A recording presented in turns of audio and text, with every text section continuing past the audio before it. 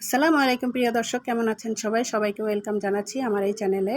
আজকে আবারও নতুন আরেকটি রেসিপি নিয়ে হাজির হয়ে গেলাম আপনাদের সামনে।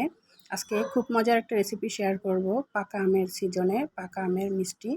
তো চলুন কথা না বাড়িয়ে দেখে নিই পুরো মিষ্টির রেসিপিটা। প্রথমে আমি দুটো পাকা আম নিয়ে নিয়েছি। এখন এই দুটো আম আমি ছিলে নেব।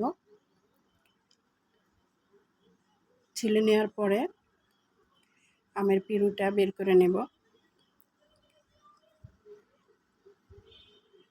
এখন একটা চালনির সাহায্যে আমি পিউরিটা নিয়ে নিচ্ছি।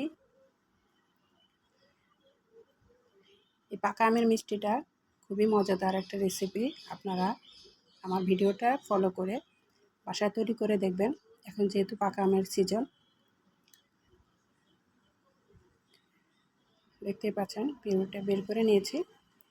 এখন চুলায় একটি প্যান বসিয়ে ওই প্যানের মধ্যে পিউরিটা নিয়ে নিব। আর এই পিউরিটার সাথে 1 কাপ পরিমাণ পানি দিয়ে দিব। পানিটার সাথে মিক্স করে জাল করে নেব ভালো করে।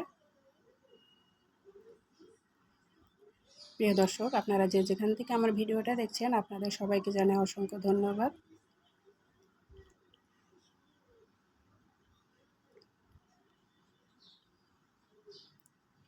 এখন দিয়ে দিচ্ছি স্বাদ মতো লবণ।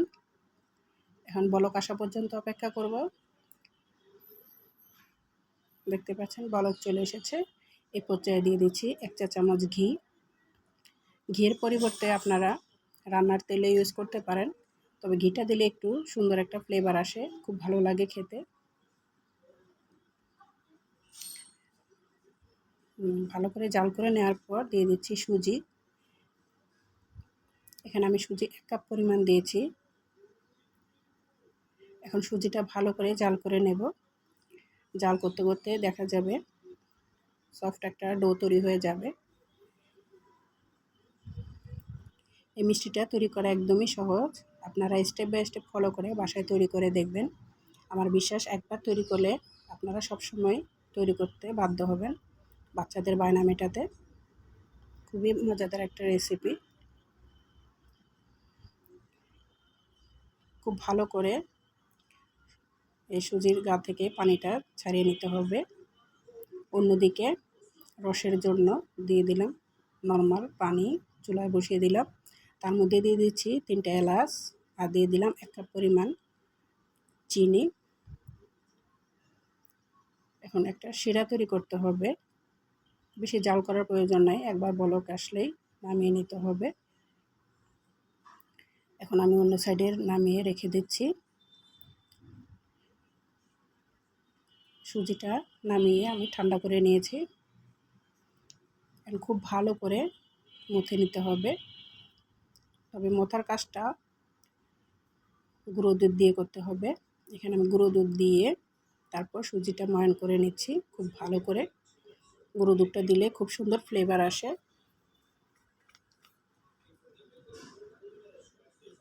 এখানে আমি গুঁড়ো দুধ দিয়েছি 2 টেবিল চামচ পরিমাণ।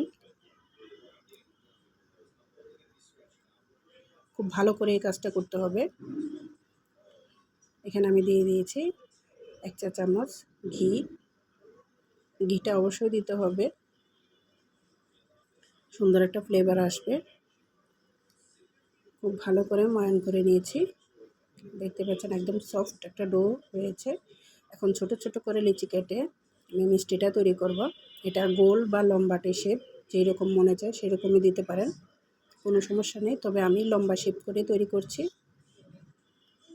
সবসময় তো গোলটাই খাই, একটু ভিন্ন রকম করে তৈরি করলে বাচ্চারা খুব খুশি হবে। এভাবে লম্বা শেপ করে নিয়েছি ল্যাংচা মিষ্টির মতো।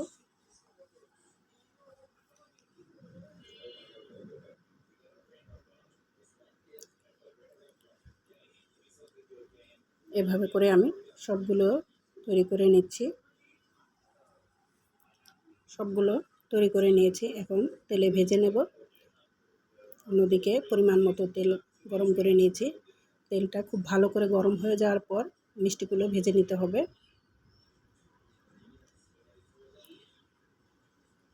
এটা অবশ্যই ফলো রাখতে হবে। তেল যদি বেশি গরম না হয় তাহলে কিন্তু মিষ্টিটা লেগে যাবে আর ভেঙে যাওয়ারও সম্ভাবনা থাকবে। তাই ভালো করে তেলটা গরম হয়ে যাওয়ার পর মিষ্টিগুলো ভেজে নিতে হবে। তবে অল্প অল্প দিতে হবে, একদম বেশি করে দেওয়া যাবে না, তাহলে মিষ্টি ভেঙে যাবে। এভাবে আলতোভাবে মিষ্টিটা নাড়াচাড়া করে দিতে হবে।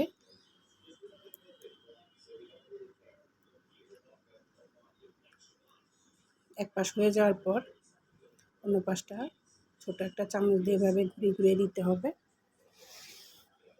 এই মিষ্টিটা তৈরি করা একদমই সহজ, আপনারা বাসায় তৈরি করে দেখবেন।